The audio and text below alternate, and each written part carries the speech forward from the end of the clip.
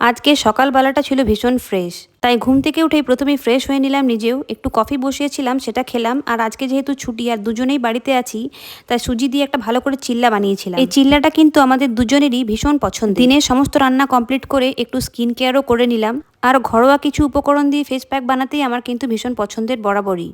এতে গ্লোটাও কিন্তু বেশ ভালোই আসে। দিনের খাওয়া দাওয়া শেষ করে বিকেল দিকে আমরা বেরিয়েছিলাম একটু গ্রসারি শপিং করব বলে। তাই মোড় বাজারে গেলাম গ্রসারি শপিংয়ে। চাল, ডাল, আটা, তেল, নুন মোটামুটি প্রায় সব শেষের দিকে, তো সেগুলো সবই মোটামুটি যা লাগবে একটু একটু করে নিয়ে নিলাম। এরপর বাড়ি ফিরে একটু ফ্রেশ হয়ে গেলাম রথযাত্রা দেখতে। রথযাত্রা যে দেখতে পাবো সেটা কিন্তু একটা ভাগ্যেরই ব্যাপার। শহরে বেরিয়ে কোথায় দেখতে পাবো ঠিক আন্দাজ ছিল না রথের যাত্রা, তবে বেরিয়েই কিন্তু জগন্নাথ দেবের দর্শন পেলাম।